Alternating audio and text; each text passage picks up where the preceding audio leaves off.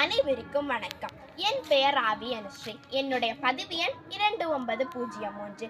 நான் இன்று அறிவியல் தமிழ் முழக்கம் இனியவை 40 கூறும் அறிவியலுக்காக வரலாற்று மிக்க சிதறால் மலைக்கோயிலுக்கு வந்திருக்கிறேன். வாங்க இந்த சிதறால் மலைக்கோயிலின் வரலாற்றை காண்போம். சிதறால் மலைக்கோயில் நாகர்கோவிலிருந்து சுமார் 45 கிலோமீட்டர் தொலைவில் சிதறால் கிராமத்தில் உள்ள திருச்சானத்து மலை உச்சியில் உள்ளது. இது 1ஆம் நூற்றாண்டு முதல் 6ஆம் நூற்றாண்டு வரை சமண சமயத்தின் முக்கிய இடமாக இருந்தது. குகைக்குள் மற்றும் வெளிப்புற சுவர்களில் சமண சீர்த்தங்கரர்களின் சிற்பங்கள், மகாவீரரின் உருவங்கள் சிறப்பாக செதுக்கப்பட்டுள்ளன.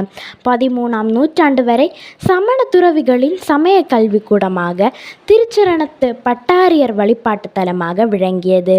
13ஆம் நூற்றாண்டில் இக்குடைவரை கோயில் சமண வழிபாட்டு தலத்திலிருந்து பகவதி அம்மன் வழிபாட்டு தலமாக மாற்றப்பட்டது.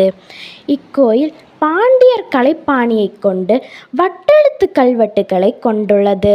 தற்போது இந்திய தொல்லியல் ஆய்வகத்தின் பராமரிப்பில் உள்ளது.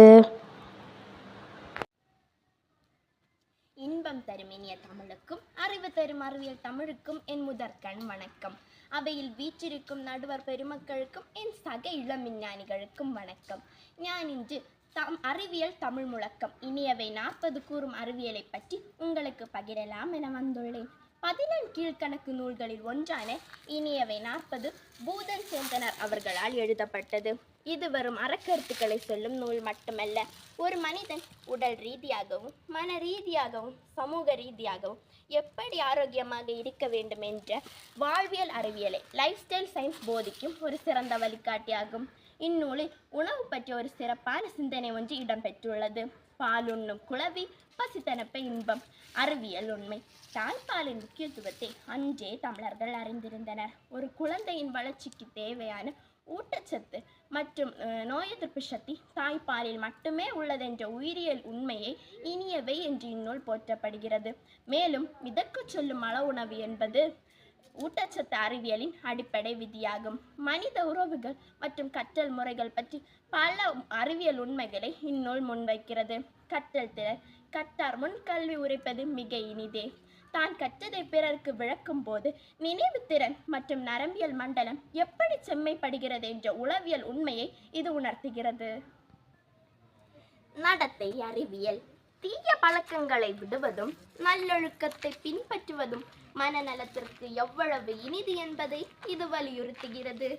இயற்கையை நேசிப்பதை வாழ்வின் ஆதார அறிவியல் என்பதை இந்நூல் பதிவு செய்கிறது.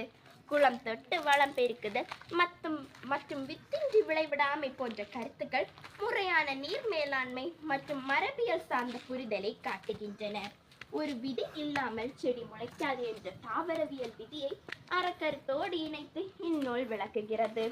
கடமுண்டு வாழாமை மற்றும் உடல் தூய்மையை பேணுதல் பற்றிய குறிப்புகள் தனி மனித சுகாதாரம், நோய் தொற்றுகளிலிருந்து எப்படி காக்கிறது என்ற மருத்துவ அறிவியலை மறைமுகமாக உணர்த்துகின்றன.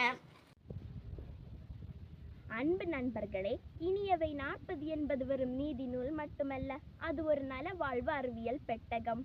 உணவு, உறவு, கல்வி மற்றும் இயற்கை ஆகிய அனைத்தையும் நம் வாழ்வுடன் இணைத்தால் நம் வாழ்வு இனிக்கும் என்பதே இந்நூல் நமக்கு சொல்லும் செய்தி. அந்த இனிமையை நம் அறிவியலோடு சுவைப்போம். இனியவை 40 பயில்வோம், அறிவியல் தமிழால் இன்பமுடன் வாழ்வோம் என்று கூறி முடிக்கிறேன். நன்றி, வணக்கம்.